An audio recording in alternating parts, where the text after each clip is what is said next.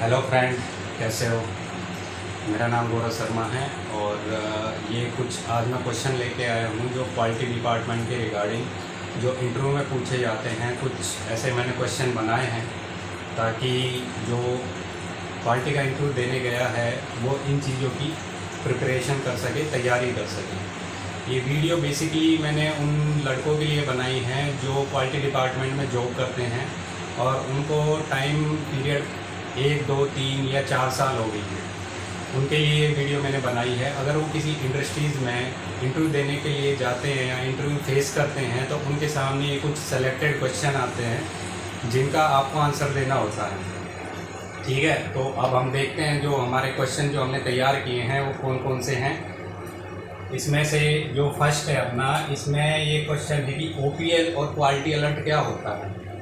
ओपीएल और quality alert क्या होता है, ये बेसिकली ये एक डिस्प्ले, ये एक फॉर्मेट होता है जो आप तब बनाते हैं जब कोई कंप्लेंट आती है, जब कोई कस्टमर कंप्लेंट आती है।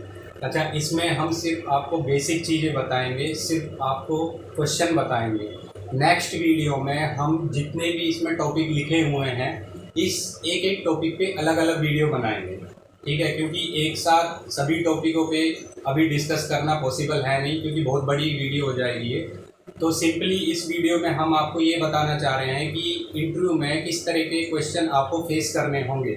तो इसमें बेसिकली जो क्वेश्चन सिंपल से हैं ये आपसे पूछे जाएंगे और इनकी आप कहीं पे भी इंटरव्यू देने के लिए जाते हो तो आप इन चीज़ों की तैयारी करके जाएं, तो आपको आसानी होगी इंटरव्यू देने में। तो इसमें पहला क्वेश्चन है, ओपीएल एंड क्वालिटी अलर्ट क्या होता है। ठीक है, और सेकंड है इसमें रेड बिल एनालिसिस क्या होता है। आपसे इस तरह के क्वेश्चन आपके सामने पुट किए जाएंगे। ठीक है, थर्ड क्वेश्चन है एसओपी क्या होता है। एसओपी की फुल फॉर्म होती है स्टैंडर्ड ऑपरेटिंग प्रोसीजर। इसके बारे में थोड़ा सा मैं बता देता हूँ, वैसे डिटेल में हम आगे वीडियो बनाएंगे तब मैं आपको बताऊँगा। स्टैंडर्ड ऑपरेटिंग प्रोसीजर होता है, ये एक प्रोसीजर होता है जो आपके हर जहाँ पे प्रोसेस हो रहा है, जहाँ पे काम हो रहा है, वहाँ पे ये प्रोसीजर डिस्प्ले होता है। उसमें सारी चीज़ें लिखी होती है कि आपको काम किस तरीके से करना है, किस वे में करना है। ठीक है, आपके जितने भी स्टेज होंगे काम करने की, वहाँ पे एक एसओपी डिस्प्ले होती है, तो उसी के अकॉर्डिंग आपको काम करना होता है। और अपना फोर्थ है FPA, first part approval report. ये फर्स्ट पार्ट अप्रूवल रिपोर्ट के बारे में आपसे क्वेश्चन हो सकता है कि क्या होता है। एक्चुअल में देखो, फर्स्ट पार्ट अप्रूवल रिपोर्ट वो होती है कि जैसे अपना कस्टमर आपसे कोई भी पार्ट डेवलप करवाता है, कस्टमर बोलता है कि हमें ये पार्ट बना के दो, तो एक्चुअल में वेंडर क्या करता है, उस पार्ट को डेवलप करता है। डेवलप करने के बाद उस पार्ट की एक रिपोर्ट बनती है, एफपीए उसे शॉर्ट में बोलते हैं। उसका फुल फॉर्म होता है फर्स्ट पार्ट अप्रूवल रिपोर्ट। वो वेंडर अपनी तरफ से प्रिपेयर करेगा, उसके साथ उस सैंपल को जो उसने तैयार किया वो सैंपल उसके साथ जाता है कस्टमर के पास। अच्छा, ये एफपीए रिपोर्ट में आपके सैंपल के रिगार्डिंग सारी चीज़ें लिखी होती है, उसकी डायमेंशन। ठीक है, रिगार्डिंग उसकी डायमेंशन और जो भी उसके पैरामीटर्स होते हैं वो सैंपल की वो सारी उसमें होती है। वो कस्टमर के पास जाती है, कस्टमर उसे वेरीफाई करता है, फिर आपको फीडबैक देता है। ठीक है, अब आता है अपना पांचवा पॉइंट, 7 टूल। देखो फ्रेंड, जो भी लड़के जो प्राइवेट कंपनी में क्वालिटी डिपार्टमेंट में काम कर रहे हैं, उस बंदे को ये चीज़ आनी तो बहुत ज़रूरी है। 7 टूल क्या होता है, इसमें 7 टूल कौन कौन से होते हैं जिनका नाम यहाँ पे बोला जा रहा है कि 7 टूल। 7 टूल बेसिकली होता है प्रॉब्लम सॉल्विंग टूल होते हैं। ये 7 टाइप के जो आपकी इंडस्ट्री में या इंटरनली कोई प्रॉब्लम आ रही हो या कस्टमर एंड से कोई प्रॉब्लम आ रही हो, तो ये टूल को यूज करके, इन टूलों को यूज करके हम एक प्रॉब्लम को आइडेंटिफाई करते हैं। ठीक है, इनको मैं पूरा एक्सप्लेन, मैं अलग से सेपरेट वीडियो बनाऊंगा, उसमें आपको पूरा एक एक आपको एक्सप्लेन करूंगा। इसमें मैं बता देता हूँ कि 7 टूल कौन कौन से होते हैं। इसमें फर्स्ट होता है चेक शीट, सेकंड होता है फिशबोन डायग्राम, थर्ड होता है पैरेटो चार्ट, एंड फोर्थ होता है हिस्टोग्राम, फिफ्थ होता है स्कैटर डायग्राम, सिक्स्थ होता है फ्लो चार्ट और सेवन्थ होता है कंट्रोल चार्ट। ये 7 टाइप के टूल होते हैं। ठीक है, इसके बेसिस पे हम ये भी पता कर सकते हैं कि हमारी जो प्रॉब्लम कहाँ से क्रिएट हो रही है, उसका हम पता कर सकते हैं। ठीक है, बाकी आपको मैं पूरा एक्सप्लेन करूँगा नेक्स्ट वीडियो में, जब स्टेप बाई स्टेप एक एक वीडियो हम बनाएंगे। अब अगला है हमारा जॉब सेटअप। देखिए ये वर्ड है छोटा, जॉब सेटअप। जो जो ब्रदर सिस्टर कंपनी में इस टाइम काम कर रहे हैं क्वालिटी डिपार्टमेंट में, उनको पता होगा पहले से जॉब सेटअप क्या है। बट मैं एक बात आपसे बोलना चाहूँगा कि एज ए क्वालिटी इंस्पेक्टर अगर आप लाइन पे जाके किसी भी पार्ट का जॉब सेटअप कर रहे हो, उसे बहुत केयरफुली करें। क्योंकि अगर आपने अपने जॉब सेटअप में प्रॉपर डाटा मेंशन नहीं किया तो जो पार्ट बन गया सिंपल सा है, आप गलत डाटा आपके फॉर्मेट में फिल करोगे, वो पार्ट गलत बनेगा, पहली कंडीशन। दूसरा, अगर वो बहुत सारे पार्ट बन गए तो स्टॉक होल्ड हो जाएगा आपका। तीसरी कंडीशन, अगर आपने जॉब सेटअप ही गलत कर दिया तो आपके जो और टूल होते हैं उसमें भी डेटा गलत आ जाएगा। जैसे एसपीसी आप करोगे तो उसका डेटा गलत आएगा, आपका कंट्रोल चार्ट गलत बनेगा, आपका सीपीके का डेटा भी गलत ही आएगा। तो मैं एज ए आपसे ये रिक्वेस्ट करूँगा कि जो भी क्वालिटी इंस्पेक्टर लाइन पे जॉब सेटअप करने जाता है वो प्रॉपर तरीके से पार्ट को चेक करें डायमेंशनली और विजुअली, उसके बाद उसका प्रॉपर डाटा ही चेक शीट में मेंशन करें। ठीक है, अब अपना नेक्स्ट टॉपिक देखते हैं, कापा। ये जो कापा है ये क्या है? ये कापा की फुल फॉर्म होती है corrective action and preventive action. अब ये कहाँ पे यूज होता है इसके बारे में मैं थोड़ा सा बता देता हूँ कि जब हमारी कस्टमर कंप्लेंट आती है तो कस्टमर हमसे बोलता है कि आप कापा बना के हमको सबमिट कीजिए। अब कापा क्या होता है किसी को पता नहीं होगा कि कापा क्या है, या जिनको पता है वेल एंड गुड है। ये वीडियो मैं पहले भी बता चुका हूँ। ये वीडियो जो बिगनर्स हैं, जिनको एक्सपीरियंस है 1 साल 2 साल 3 साल 4 साल, जिनको नहीं पता बेसिक, वो मैं बता रहा हूँ। ये वीडियो बनाने का पर्पज़ यही है। तो कापा ये होता है कि कस्टमर हमसे बोलता है कि आपने जो प्रॉब्लम हमारे पास भेजी है, इट मीन्स हम जो पार्ट कस्टमर को भेजते हैं उसमें प्रॉब्लम आ जाती है, तो वो हमसे बोलता है कि हमें कापा सबमिट करो। अब कापा क्या होता है? कापा का मतलब ये होता है कि जो आपके एंड पे जो प्रॉब्लम हुई है उसे आइडेंटिफाई कीजिए, उसके सॉल्यूशन के लिए आपने क्या क्या स्टेप उठाए हैं अपनी कंपनी में, उसके एविडेंस हमें प्रोवाइड कराइए। तो कापा का मतलब ये होता है।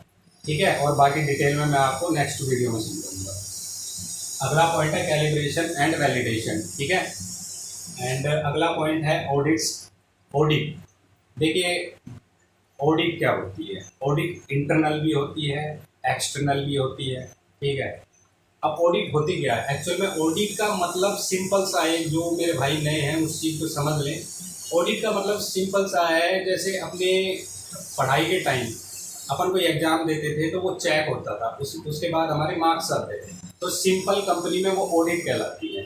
अब ये ऑडिट 3 टाइप की होती हैं, एक इंटरनली ऑडिट होती है, एक एक्सटर्नली ऑडिट होती है, और एक बाहर से लोग आते हैं, जो अलग उससे इंस्टीट्यूट से संस्था से लोग आते हैं, जो हमारे ये होते हैं ISO 9001 जो स्टैंडर्ड होते हैं, जो ये संस्था होती है, ये बाहर से आती हैं, ये भी आपके कंपनी में ऑडिट कर सकती है। तो ऑडिट क्या होती है? ऑडिट का मतलब यही होता है कि जो भी आपका मान लीजिए कि एक्सटर्नल ऑडिट हो रही है, तो एक्सटर्नल ऑडिट में कस्टमर साइड से आपके कंपनी में ऑडिट करने आते हैं बंदे, तो वो आपके स्टैंडर्ड जो आपने डिस्प्ले कर रखे हैं, कौन सा स्टैंडर्ड आप यूज़ कर रहे हो, उस स्टैंडर्ड के अकॉर्डिंग आपकी कंपनी में सारी चीज़ फॉलो हो रही है या नहीं हो रही, उसको क्रॉस वेरीफाई करते हैं, और उसी के अकॉर्डिंग आपकी कंपनी को वो मार्क्स देते हैं ऑडिट में। ठीक है, और बाकी एक्सप्लेन मैं आगे करूँगा डिटेल में। नेक्स्ट है ECN। ECN की फुल फॉर्म होती है इंजीनियरिंग चेंज नोट। अब ये ECN क्या होता है? ECN भी सिंपली मैं अभी बताता हूँ आपको कि ECN का मतलब ये होता है कि कस्टमर साइड से किसी भी पार्ट में अगर वो चेंज करवाता है विजुअली या डायमेंशनली, वो चेंज करवाता है तो उसे बोलते हैं इंजीनियरिंग चेंज नोट। वो अपने पार्ट में कुछ चेंज करवाएगा, तो उसके अकॉर्डिंग हमको कस्टमर के अकॉर्डिंग एक पार्ट डेवलप करना होता है, कस्टमर के रिक्वायरमेंट के अकॉर्डिंग जो उसने चेंज करवाया है। ECN का एक फॉर्मेट होता है, उसको हम फिल करके कस्टमर के अकॉर्डिंग उसे हम फिल करके हम सैंपल के साथ उसे प्रोवाइड कराते हैं। तो उस ECN में वो डिटेल्स होती हैं जो पार्ट्स में हमने क्या क्या चेंज किए हैं और कस्टमर की क्या रिक्वायरमेंट थी। ठीक है, नेक्स्ट कंट्रोल प्लान। देखिए जो मेरे सीनियर हैं यहाँ पे, जो मतलब मेरे से ज़्यादा एक्सपीरियंस है, उन्हें पता होगा कि कंट्रोल प्लान क्या है, क्यों यूज कर रहे हैं। और जो भाई बिगनर हैं उनको मैं बता देता हूँ कि एक्चुअल में कंट्रोल प्लान है। कंट्रोल प्लान एक गाइड है। कंट्रोल प्लान एक गाइड आप बोल सकते हो, क्योंकि उस गाइड के अकॉर्डिंग आपका पार्ट बनेगा। मतलब कि जैसे कोई पार्ट बन रहा है तो जिस मशीन पे वो पार्ट बनेगा, तो कंट्रोल प्लान में उस मशीन की सारे पैरामीटर मेंशन होंगे और जो पार्ट बन रहा है उसके पैरामीटर मेंशन होंगे। अब मान लीजिए कोई मशीन पे पार्ट बन रहा है, कोई ड्रिलिंग हो रही है, बोरिंग हो रही है, कटिंग हो रही है, एक्स वाई जेड कुछ भी हो रहा है, तो जिस पार्ट पे ऑपरेशन हो रहा है और वो मशीन जिस पार्ट पे ऑपरेशन कर रही है, उस मशीन के पैरामीटर भी उसमें होंगे कि उस मशीन की वोल्टेज कितनी होगी, उसमें प्रेशर कितना होगा, ये सारी चीज़ मेंशन होती है। ठीक है। और ऐसे ही क्वालिटी के तो पैरामीटर मेंशन होते हैं कि आपका पार्ट बनने के बाद उसकी डायमेंशनली उसकी डायमेंशन क्या होगी, उसका टॉलरेंस कितना होगा, प्लस में कितना जाएगा, माइनस में कितना जाएगा। तो ये सारी चीज़ें कंट्रोल प्लान में होती है। और कंट्रोल प्लान 3 टाइप के होते हैं: prototype, pre launch and production type. इन तीनों टाइपों को मैं नेक्स्ट वीडियो में आपको एक्सप्लेन करूँगा। ठीक है। नेक्स्ट अभी अगर ISO 9001 2015 स्टैंडर्ड क्या है। देखिए ISO, बहुत लोग कंफ्यूज है कि ISO है क्या और ये कौन सा स्टैंडर्ड है। सिंपल सा है कि अगर हम कोई भी चीज़ बनाते हैं, मैं एक सिंपल वे में समझा रहा हूँ कि अगर कोई भी चीज़ हम बनाते हैं तो उसका एक रेस्पॉन्सिबल बंदा होगा। अब मान लीजिए मैंने मार्कर बनाया तो इसका रेस्पॉन्सिबल बंदा मैं हूँ। अब एक्चुअल में क्या है कि ISO 9001 2015 स्टैंडर्ड है, एक ऑर्गेनाइजेशन ने एक स्टैंडर्ड बनाया है ऑटोमोबाइल कंपनी मैन्युफैक्चरिंग के लिए। ठीक है। अब वो स्टैंडर्ड ये चाहता है, ये ISO वाले ये बोलते हैं कि जो हमने स्टैंडर्ड बनाए हैं आप उसके स्टैंडर्ड के अकॉर्डिंग काम कीजिए और तब उस पर आप क्वालिफाई होगे तो हम आपको ये सर्टिफिकेट इशू करेंगे कि आप ये स्टैंडर्ड फॉलो कर रहे हैं और आप काम कर सकते हैं। तो कहने का मतलब है ये स्टैंडर्ड हमसे ये बोलता है कि आप हमारे स्टैंडर्ड के अकॉर्डिंग काम कीजिए, उसके बाद ही आप क्वालिफाई होंगे। तो ये ISO 9001 2015 एक स्टैंडर्ड है, इसके अकॉर्डिंग हमें काम करना होता है। Next control chart. देखिए कंट्रोल चार्ट वो होता है, सिंपल सी लैंग्वेज में आपको बताता हूँ। कंट्रोल चार्ट, कंट्रोल को शो करने वाली चार्ट। सिंपल बता रहा हूँ मैं आपको। मान लीजिए कोई प्रोसेस हो रहा है तो उसमें काम हो रहा है, काम होने के बाद कुछ पैरामीटर भी आ रहे हैं। अब पैरामीटर को हम रिकॉर्ड कर रहे हैं। अब उस रिकॉर्ड को हम एक ग्राफ में यूज करते हैं, लाइन ग्राफ होता है, वो ग्राफ में यूज कर रहे हैं तो वो ग्राफ हमें शो करेगा। जब वो लाइन ग्राफ चलेगा, जैसे हम उसमें डाटा फीड करेंगे, वो लाइन ग्राफ चलेगा तो वो हमें शो करेगा कि हमारा प्रोसेस जो क्राइटेरिया है उसके अकॉर्डिंग सही चल रहा है या नहीं चल रहा है। और जो हमने लिमिट सेट की थी कंट्रोल चार्ट में, उसके बिटवीन, उसके अंदर, बीच में चल रहा है या हमारा प्रोसेस आउट चल रहा है। ठीक है। ये कंट्रोल चार्ट में शो होता है। मेरे भाई आगे मैं आपको एक एक टॉपिक पे अलग अलग वीडियो में बना के आपको दूंगा। ठीक है। आप देखना, मैं प्रॉमिस करता हूँ कि आपको पूरे एग्जाम्पल के साथ आपको वीडियो बनाऊंगा, क्योंकि जो चीज़ मेरे साथ फेस हो चुकी है, जो मैंने फेस की है, मैं नहीं चाहता जो हमारे बिगनर हैं, जो क्वालिटी डिपार्टमेंट में काम करना उन्होंने स्टार्ट किया है, उनको यही समझ में ना आए कि 7PC टूल क्या होते हैं, ये सारी चीज़ें क्या होती हैं, तो फिर क्वालिटी डिपार्टमेंट में काम करना एक तरीके से बेकार। तो मैं यही कोशिश कर रहा हूँ, ये आपको सिर्फ बेसिक समझाऊँगा मैं, और आपकी प्रैक्टिस के ऊपर है। आप अपनी कंपनी में जाके कितनी प्रैक्टिस करते हो, कितना उसे सीखते हो, वो आपकी प्रैक्टिस के ऊपर है। मैं आपको बेसिक समझाऊंगा कि ये एक्चुअल में है क्या। उसके बाद नेक्स्ट टॉपिक आता है टाइप ऑफ इंस्पेक्शन। इंस्पेक्शन कितने टाइप के होते हैं वो आपको मैं अलग अलग करूँगा। जैसे इंस्पेक्शन आप देखते हो, इन प्रोसेस में इंस्पेक्शन होता है, IQC में इंस्पेक्शन होता है, PDI में इंस्पेक्शन होता है। ठीक है। और फाइनल इंस्पेक्शन होता है। 4 टाइप के इंस्पेक्शन है, और भी मैं आपको पूरी डिटेल में आपको समझाऊंगा। अब ये 7PC टूल है, इसमें 7 आपको मैं बता चुका हूँ, इसमें 7 टूल होते हैं। इस 7 टूलों को मैं एक एक करके आपको एक्सप्लेन करूँगा। ठीक है। जैसे जैसे मैं वीडियो बनाऊँगा विद एग्जाम्पल से मैं आपको समझाऊँगा एक एक टूल और ये टूल कौन सी प्रॉब्लम में कब आपको यूज करने हैं वो भी मैं आपको समझाऊँ। ये कुछ 5 कोर टूल हैं, मैं आपको बता देता हूँ। ये 5 कोर टूल हैं, ये वो लोग यूज़ करते हैं जिनका एक्सपीरियंस ज़्यादा होता है, क्योंकि जो 1 से लेके 3 या 4 साल तक के जो एक्सपीरियंस के बंदे होते हैं वो इन चीज़ों को अभी समझ नहीं पाएंगे। हाँ, मैं ये नहीं कहता कि समझ में नहीं आएंगे, अगर आप प्रैक्टिस करोगे तो एवरीथिंग इज़ पॉसिबल। इसमें पहला पॉइंट है एसपीसी, स्टैटिस्टिक प्रोसेस कंट्रोल।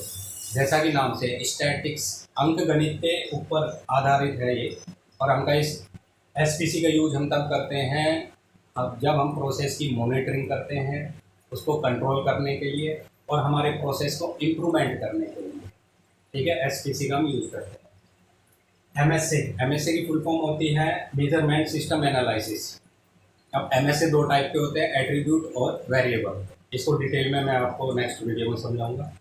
यहाँ थर्ड होता है एफएमईए, फेलियर मोड इफेक्ट एनालिसिस। इसका यूज हम तब करते हैं जब हमारे प्रोसेस में कोई फेलियर आ जाता है तो उसका इफेक्ट क्या कस्टमर के पास पड़ रहा है, तो उसका हम एनालिसिस करते हैं। ठीक है, एक होता है एपीक्यूपी, एडवांस प्रोडक्ट क्वालिटी प्लानिंग। ठीक है, इससे नाम से ही आपको मालूम पड़ रहा होगा, एडवांस प्रोडक्ट क्वालिटी प्लानिंग। जो हम प्रोडक्ट बना रहे हैं उसमें हमारी क्वालिटी की जो प्लानिंग है कि हमारा उसमें क्वालिटी के कोई इश्यूज ना आए, उसकी प्लानिंग पहले ही कर लेंगे। ठीक है, और जो भी फेलियर होगा उसके रिगार्डिंग एक्शन लिया जाए। ठीक है, और 5वां है पीपैप, प्रोडक्ट पार्ट अप्रूवल प्लानिंग। ये भी सेम वैसा ही है, इसमें 17-18 टाइप के डॉक्यूमेंट होते हैं। ये प्रोसेस थोड़ा लंबा पड़ता है, और ये प्रोसेस यूज कब करते हैं जब कस्टमर हमसे कोई नया पार्ट डेवलप करवाता है, तो उसमें 18 डॉक्यूमेंट यूज होते हैं। इसकी भी मैं आपको एक अलग अलग वीडियो बनाऊंगा। अब लास्ट में मैं आपसे एक बात बोलना चाहूँगा कि जितने भी टॉपिक्स मैंने ये बताए हैं, मैं आपको प्रॉमिस करता हूँ एक एक टॉपिक आपको डिटेल के साथ समझाऊंगा विद एग्जाम्पल। ये पैरेटो, फिशबोन डायग्राम, हिस्टोग्राम ये कैसे बनता है, क्यों बना रहे हैं, कौन सी प्रॉब्लम के रिगार्डिंग हम इसे यूज करेंगे, ये सारी चीज़ एक एक मैं एक्सप्लेन करूँगा। मैं अपनी वीडियो में ना तो कोई स्लाइड लगाऊंगा ना कुछ, सिंपली कोचिंग की तरह की स्टार्ट होगी।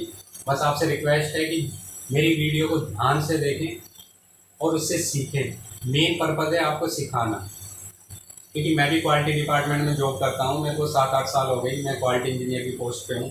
तो मैं ये चाहता हूँ कि जो नए लड़के क्वालिटी डिपार्टमेंट में आएँ वो बेसिकली सीखे कि क्वालिटी डिपार्टमेंट है क्या, उसमें क्या काम होता है, किस तरीके से होता है, क्यों होता है, ये चीज़ें सिखाने का मेरा पर्पज़ है। और लास्ट में मैं यही कहूँगा कि मेरा चैनल है जो आप सब्सक्राइब ज़रूर करना। सब्सक्राइब से देखो यार, मुझे कोई पैसे तो मिलेंगे नहीं, बट हाँ, सब्सक्राइब आप करोगे तो मैं जो भी नेक्स्ट वीडियो बनाऊंगा वो आप तक पहुंचेगी।